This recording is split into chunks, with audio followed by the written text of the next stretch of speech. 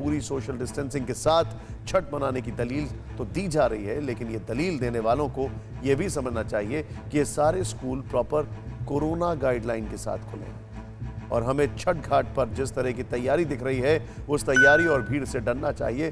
क्यों डरना चाहिए, ये इस रिपोर्ट से देखें।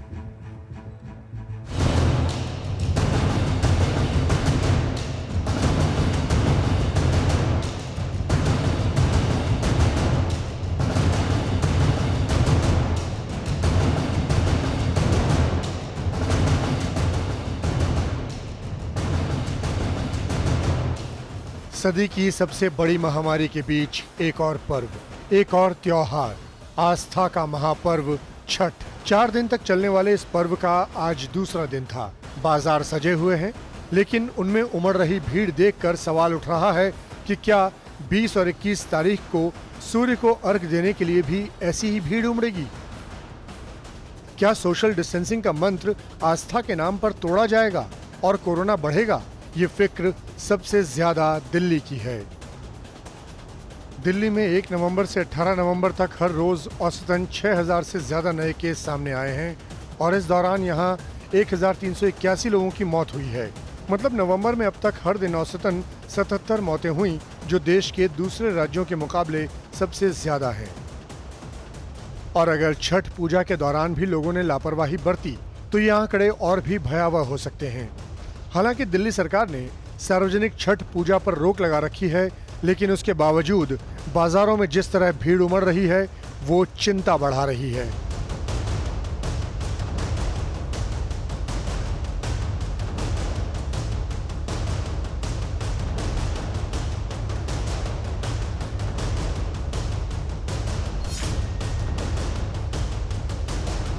छठ महापर्व की तैयारियां काफी जोरों पर हैं। हजारों की तादाद में लोग अपने घरों से निकलकर बाजारों में जा रहे हैं और आप देख सकते हैं कि किस तरीके से खरीदारी यहां पर कर रहे हैं। दिल्ली की सरोजनी नगर मार्केट का हाल आप देख सकते हैं। सोशल डिस्टेंसिंग आप देख सकते हैं इस मार्केट में कि पूरी तरह लोग भूल चुके हैं, वो भी तब जब बताया जा रहा है कि कोरोना का कहर अपने चरम पर है।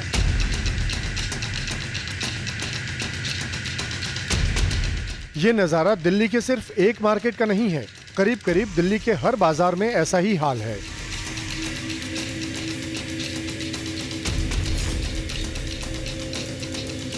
दिल्ली की ये मशहूर मार्केट है करोल बाग। यहाँ पर लोग शादी, छठ या कोई भी त्योहार होता है उसको लेकर के शॉपिंग करने के लिए आते हैं, खरीदारी करने के लिए आते हैं। और चूंकि छठ का माहौल है और ऐसा ना हो कि बाजार में भीड़ ना दिखे, तो यही आलम आप यहाँ पर देख सकते हैं। छठ के लेकर के यहाँ पर लोगों की भारी भीड़ लगी हुई है, लोग सामान ले रहे हैं।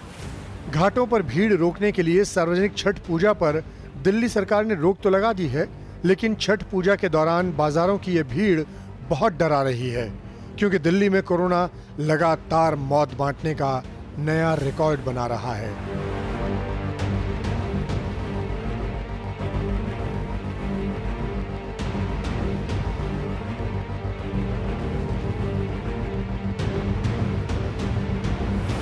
कल यानी 18 नवंबर को एक दिन में 131 लोगों की जान गई, मतलब हर घंटे 5 लोगों की मौत। इसलिए समझिए, आस्था जरूरी है, लेकिन उसे मजबूरी मानकर मौत को दावत देना कतई जरूरी नहीं है।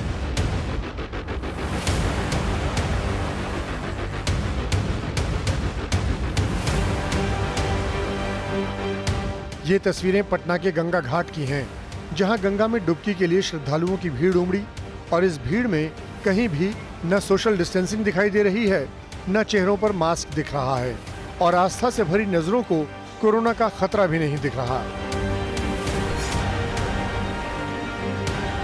तो ऐसे में कुछ असर दिखाई पड़ रहा है आपको कोविड काल का?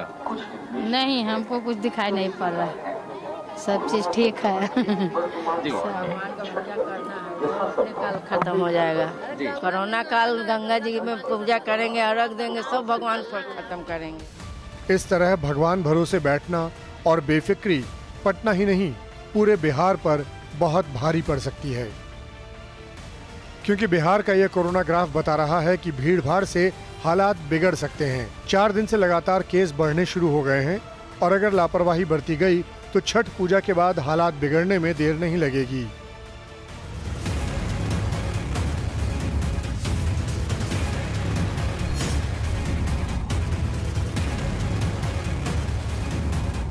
बिहार की तरह ही उत्तर प्रदेश में भी एहतियात बरतते हुए छठ पूजा के सार्वजनिक आयोजन की इजाजत है।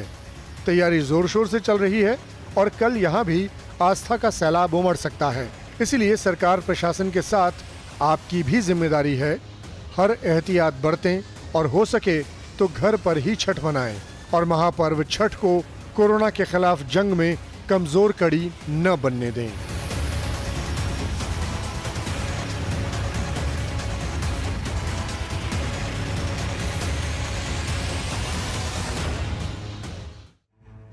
अड़ी सोमवार से शुक्रवार शाम 6 बजे सिर्फ TV9 भारतवर्ष पर।